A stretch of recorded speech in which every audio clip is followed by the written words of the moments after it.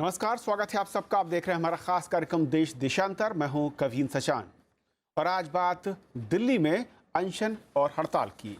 IAS अफसरों की कथित हड़ताल को खत्म करवाने के नाम पर 8 दिन से दिल्ली के मुख्यमंत्री अरविंद केजरीवाल धरने पर हैं।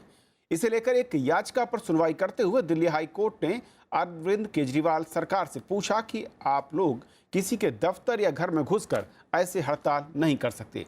कोर्ट ने कहा कि इस तरह के धरने को मंजूरी किसने दी है, जो भी विवाद है उसका हल निकालना जरूरी है।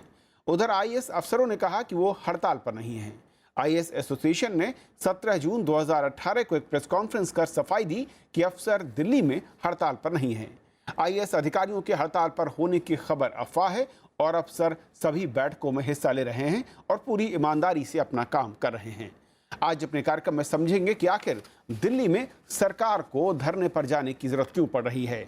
ऐसे वो कौन से हालात हैं जिसके चलते आईएएस एसोसिएशन को भी प्रेस कॉन्फ्रेंस करने की जरूरत पड़ती है, और ऐसे में दिल्ली की आम जनता क्या उम्मीद करती है और उसके कामों को आगे अंजाम तक ले जाने के लिए क्या रास्ता हो सकता है। हमारे साथ कई खास मेहमान हैं जिनका मैं परिचय करा दूं।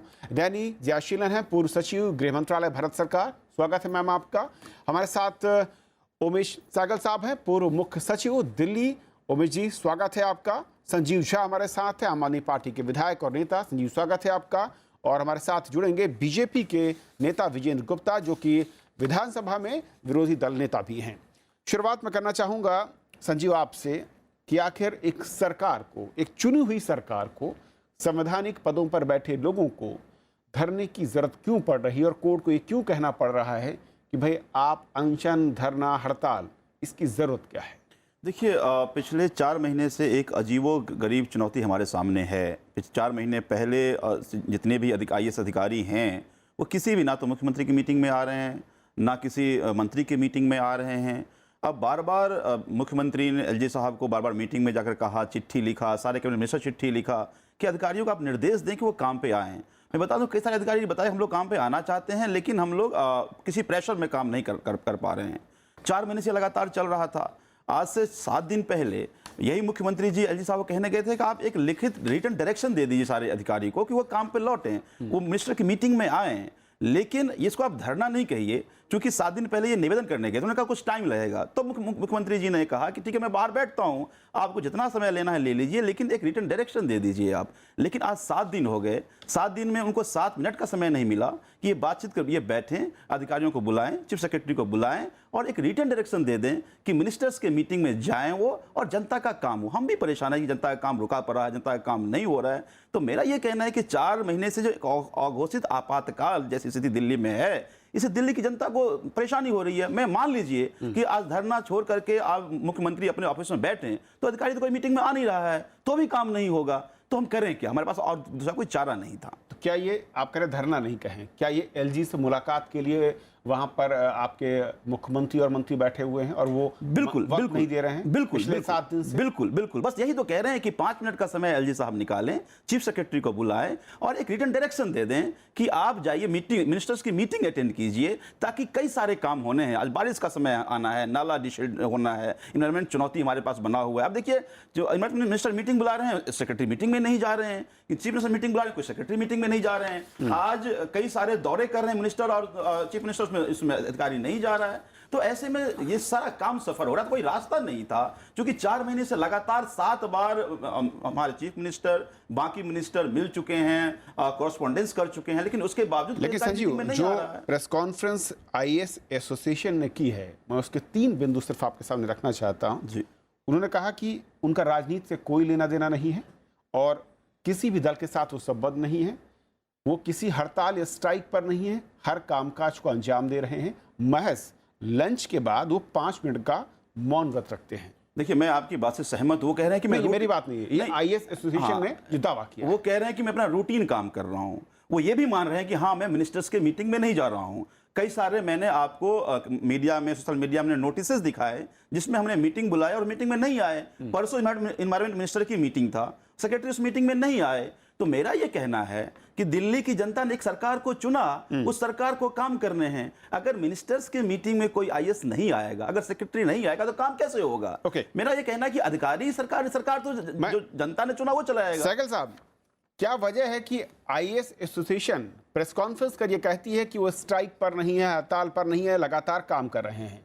सरकार के नुमाइंदे यहां पर बैठे हैं, उनका दावा है कि जब भी कोई मीटिंग कॉल की जा रही है, और कई सारे उन्होंने उदाहरण दिए, वहां पर चीफ सेक्रेटरी या दूसरे अधिकारी उसे नहीं उसमें शामिल होते हैं, उसमें नहीं आते हैं, तो फिर सरकार के पास ऑप्शन क्या है?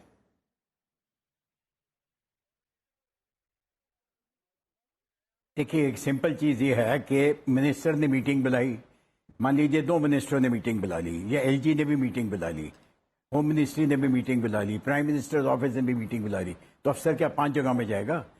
तो अगर किसी केस में अगर उसने कह दिया कि मैं नहीं आ सकता हूँ, मेरा नंबर 2 आएगा, तो आपने कहा जी मीटिंग ही नहीं हो रही, ये आ ही नहीं रहे। एनीवे, इशू यहाँ ये है कि आपका बजट फ्रेम हुआ, आपके पार्लियामेंट असेंबली क्वेश्चन के जवाब दिए जाते हैं, ये सारा आपका काम चलता रहा, आपका पूरा असेंबली का इनका पूरा एजेंडा बना होगा, सारा काम हुआ, काम चलता रहा। कौन सा एसेंशियल काम है जो रुक गया? आपको जो रूटीन मीटिंग्स हैं जो मिनिस्टर बुलाते हैं, जबकि आपने एश्योरेंस नहीं दी हुई सिक्योरिटी की, उसमें इन्होंने कहा अब हमें एश्योरेंस दे दीजिए सिक्योरिटी की, जो कि आज चीफ मिनिस्टर ने दी है 4 महीने के बाद, कि अब हम उस मीटिंगों को जरूर अटेंड करेंगे। और वो जो इंसिडेंट हुआ जिसमें चीफ सेक्रेटरी को मारा पीटा गया चीफ मिनिस्टर के घर में, और कहीं चीफ मिनिस्टर के घर में, जिसकी सिर्फ 10 एमएलए प्रेजेंट थे, उसके लिए आप रिग्रेट करिए, उसका आप ये बताइए कि आपने क्यों ऐसा किया। वो करने को अभी भी तैयार नहीं है। तो 4 महीने में आप लग गए अश्योर करने के लिए कि हम आपको सिक्योरिटी देंगे, अब 6 महीने और लगा देंगे ये कहने के लिए कि हम माफी मांगते हैं, जबकि जिन मिनिस्टरों को इन्होंने करप्ट कहा, जिन पॉलिटिशियंस को करप्ट कहा, उन सब के सामने घुटने टेक दिए, इन्हें कोर्ट के सामने जाके लिखित दे दिया कि हम इनसे माफी मांगते हैं, हमारी सारी इन्फॉर्मेशन गलत थी, हमने झूठ मूठ बोला। अब जो आदमी 10 झूठ बोल चुका है तो वो 11वें में क्यों नहीं झूठ बोलेगा? तो पॉइंट ये है कि आपने कहा कि आप स्ट्राइक पे हैं, स्ट्राइक की आपने डेफिनेशन देखी है, स्ट्राइक की आपने सुप्रीम कोर्ट की रूलिंग्स पढ़ी हैं, आपने किसी लीगल ओपिनियन किसी की ली है कि ये स्ट्राइक है कि नहीं? अगर आपने लीगल ओपिनियन ली है या कोई आपके पास ऐसी डिसीजन है तो आप चीफ सेक्रेटरी को कम्युनिकेट कर दीजिए कि भैया ये स्ट्राइक चलती है। आपके कहने से थोड़ी होता है, नारे लगाने से थोड़ी एक चीज स्ट्राइक हो जाती है। लेकिन सहगल साहब, 2 पॉइंट, मारा पीटा सब अगर कोई सब जुडिस है, सहगल साहब, आप अपने आप ही डिटरमिन कर लेते हो। मेरे 2 सवाल हैं आम पब्लिक लिहाज से कि क्या अगर अधिकारी असुरक्षा की भावना है तो क्या वो बैठकों में शामिल नहीं होगा? और दूसरा कि जिस तरीके से ये पूरा मसला आगे बढ़ा है, आम जनता के हित के लिहाज से उनके कामकाज को दिक्कत ना हो, कोई पहल नहीं होनी चाहिए थी? प्रेस कॉन्फ्रेंस या अनशन या हड़ताल दोनों ही खेमों की तरफ से दिख रही, चाहे वो सरकार हो या फिर आईएएस एसोसिएशन हो, ऐसा क्यों? संवाद क्यों नहीं?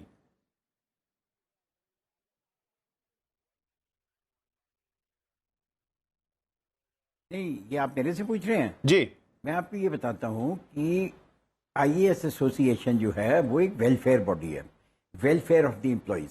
जब किसी भी एम्प्लॉय की मारपीट की जाती है, उसके साथ अन्याय और अत्याचार होता है, आईएएस एसोसिएशन की ड्यूटी है कि सबके उठ के आए और उस अत्याचार को सरकार, जो प्रॉपर सरकार है, उसके नोटिस में लाए और ताकि एक्शन हो। अब 4 महीने से पुलिस इन्वेस्टिगेशन चल रही है, अभी तक खत्म नहीं हो रही। क्यों नहीं खत्म हो रही? सिंपल केस है, क्यों? क्योंकि चीफ मिनिस्टर इन्वॉल्व है। 7 दिन से चीफ मिनिस्टर सो कॉल्ड धरना दे के बैठे हैं, जो कि आज हाई कोर्ट ने भी कहा कि आप एलजी की परमिशन के साथ बैठे हैं, कि आप कैबिनेट डिसीजन लेके बैठे हैं। वो क्रिमिनल ट्रेसपास बनता है, क्लियर केस है, कॉग्निजेबल ऑफेंस है, वो नॉन बेलेबल है। आप थ्रेटन कर रहे हैं चीफ लेफ्टिनेंट गवर्नर को कि अगर आप ऐसा नहीं करेंगे तो हम यहाँ बैठे रहेंगे। अरे भैया क्या करें? वो फाइल क्लियर करें। कल आपका सारा काम क्या गर्दन पकड़ के लोगों की किया जाएगा? आप ये सोचिए, जो उपराज्यपाल को इस तरीके से थ्रेटन कर रहे हैं, वो हमारे सेक्रेटरी से क्या करते होंगे और जूनियर सेक्रेटरी से क्या करते होंगे? 2 एसडीओ इन्होंने सस्पेंड कर दिए थे आज से 3 साल पहले। इतनी ऑनेस्ट एक हमारी पावर सेक्रेटरी थी शकुंतला गैमलिन, उसको पब्लिक मीटिंग में इन्होंने कहा कि ये करप्ट है। जब चीफ मिनिस्टर के यहाँ इंसिडेंट हुआ, उसके 3 दिन बाद एक एमएलए बोला इनको मारो पीटो। चीफ मिनिस्टर वहाँ प्रेजेंट थे, तब तो चीफ मिनिस्टर ने नहीं कहा कि भैया ऐसी बातें मत करो, उसको तो नहीं डांटा। उसके अगेंस्ट क्या एक्शन लिया अभी तक आपने? आप सिर्फ मुंह से 4 महीने बाद बोल देते हैं जी हम आपको पूरी सिक्योरिटी देंगे। अरे भैया, सिक्योरिटी दोगे तो इन लोगों के अगेंस्ट एक्शन लो ना, जो आपके पार्टी के लोग हैं और इतना मार पिटाई की बात कर रहे हैं और कानून ब्रेक कर रहे हैं। आप खुद कानून ब्रेक कर रहे हो आप 7 दिन से, सर उसके ऊपर क्या एक्शन लिया जाए? उमेश साहब, हाई कोर्ट, सुप्रीम कोर्ट कहती है। मैं आपके पास लौटूंगा। नैनी जी, जिस तरीके से हालात हैं, आपने सुना प्रशासनिक जो अमला है उसका सिक्योरिटी या सुरक्षा जो हुआ केसेस, उसको लेकर शायद बड़ी नाराजगी जो इसका एक बड़ा कारण दिखती है। सरकार एलजी से मिलकर कह रही है कि भाई आप एकोमोडेट कीजिए हमारी बातों को और अधिकारियों को कहिए कि हमारी बात सुने। ऐसे में जो आम पब्लिक है उसके नज़रिए से अगर मैं समझूं, कानूनी प्रावधान क्या कहते हैं और विकल्प रास्ते की गुंजाइश कहां पर कितनी है? मैं इस डिबेट में सबसे पहले ये कहना चाहूँगी कि अंग्रेजी में एक कहावत है, कनार्ड ऑफ मिस इन्फॉर्मेशन।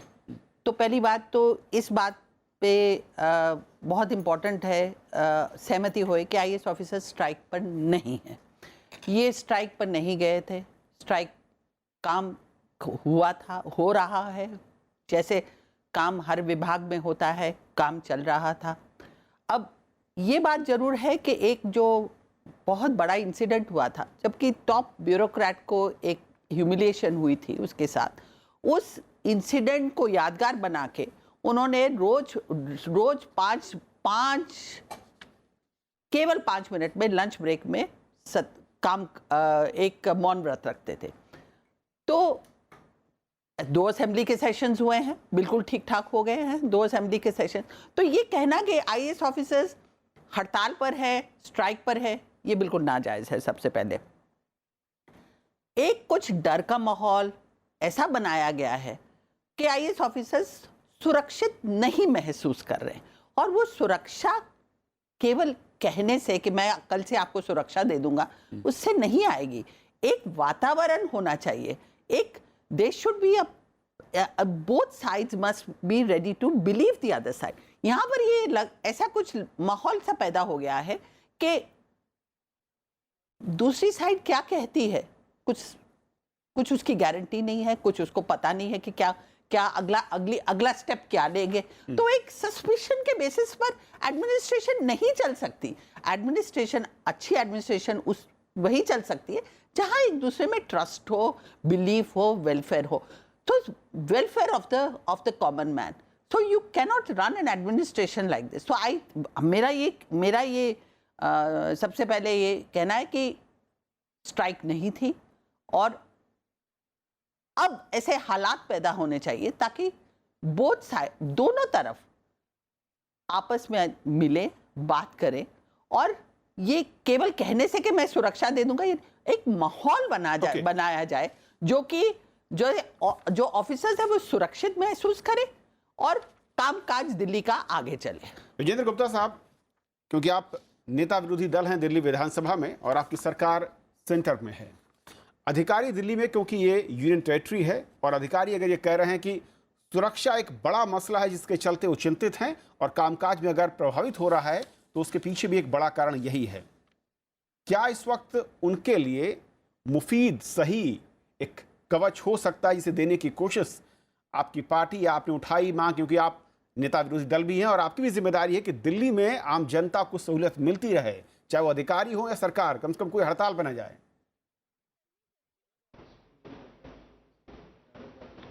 देखिए, पहली बात तो मैं इस बात से सहमत हूँ कि कोई हड़ताल नहीं है, क्योंकि मैं पिछले 6 दिन से दिल्ली सचिवालय में धरने पर हूँ, भूख हड़ताल पर हूँ 4 दिन से, और मैं देख रहा हूँ कि सभी कामकाज ठीक चल रहा है।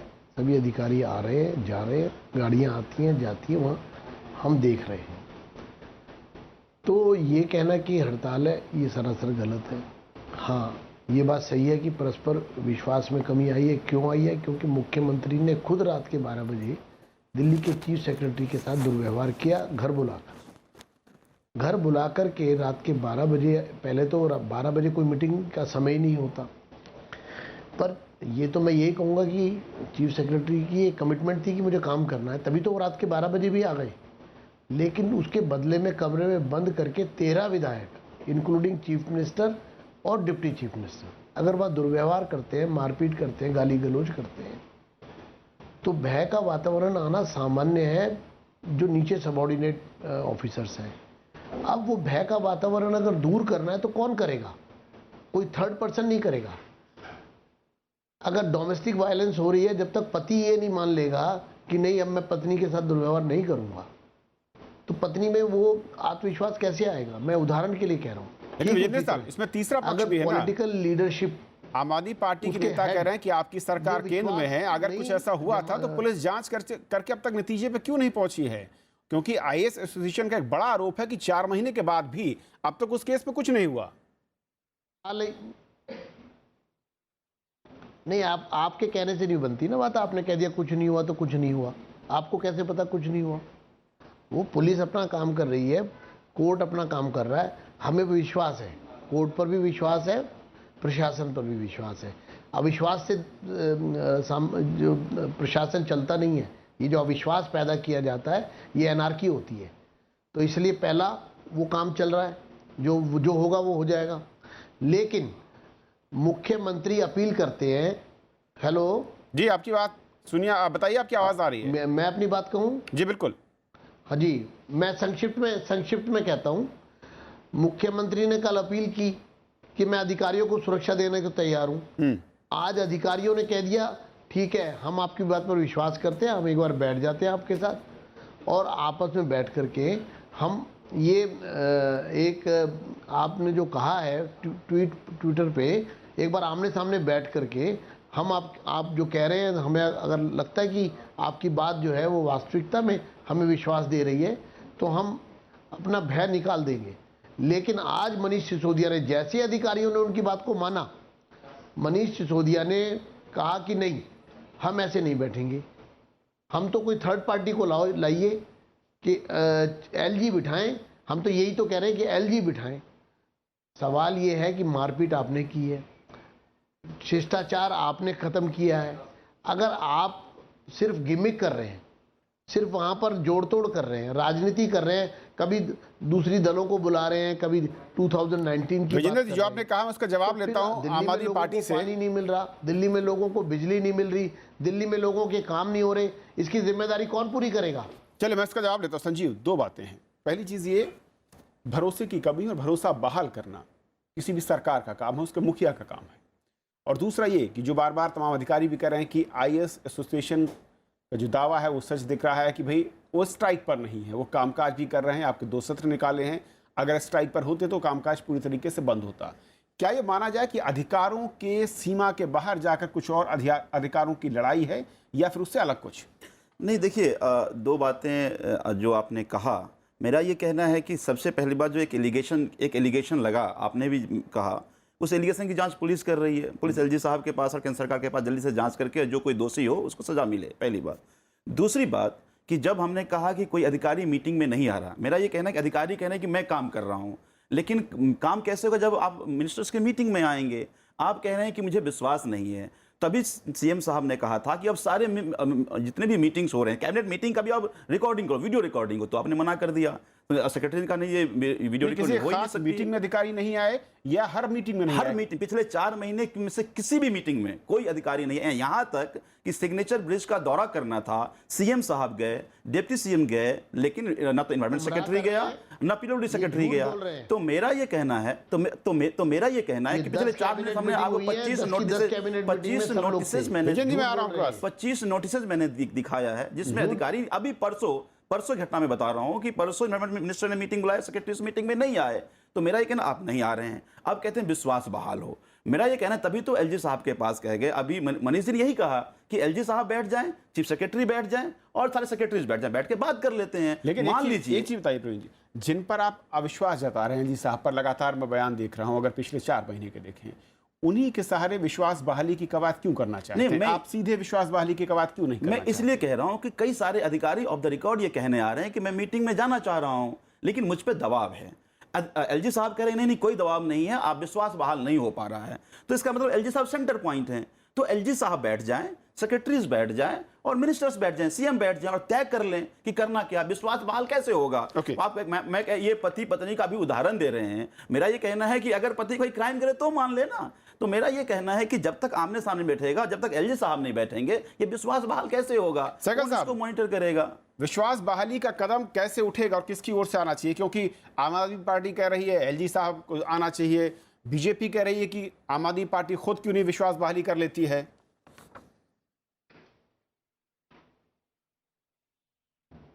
देखिए, एलजी साहब को तो गाली गलौज देते हुए ये थकते नहीं हैं। इनको कभी शर्म नहीं आई कि वो कॉन्स्टिट्यूशनल हेड हैं, उनकी कुछ इज्जत की जाए? नहीं, इन्होंने उनका इतना तक बेइज्जती की कि उनको मिलने गए तो उन्हीं के वेटिंग रूम में जाके धरना दे के बैठ गए। हाई कोर्ट ने पूछा भी सही कि बाहर क्यों नहीं धरना दे रहे, अंदर क्यों दे रहे हो, उसके बावजूद अंदर बैठे हैं।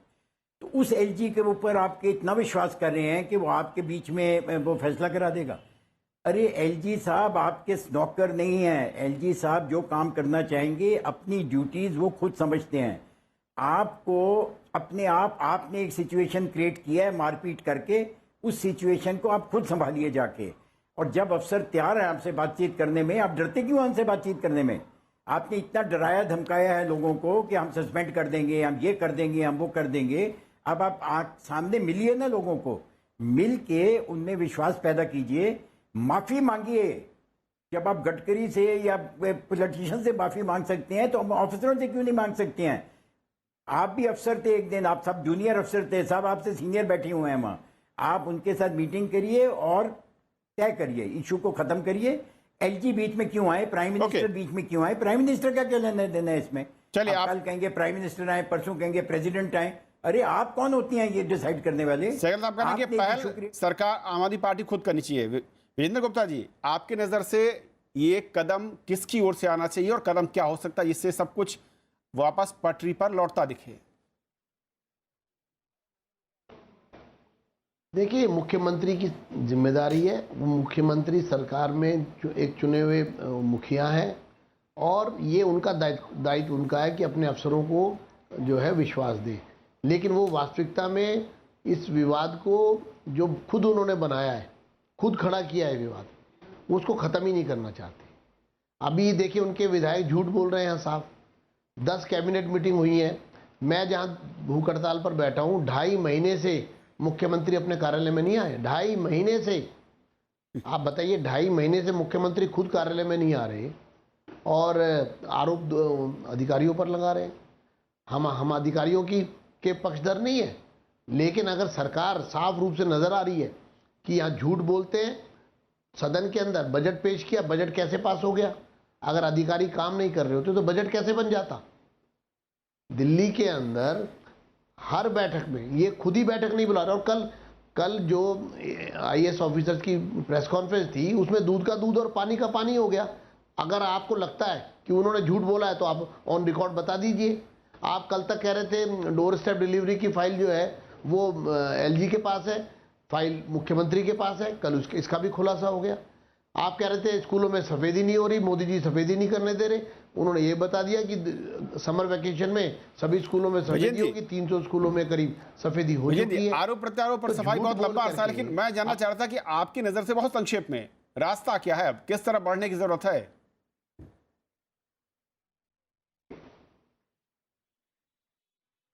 चलिए, शायद तक आवाज जारी।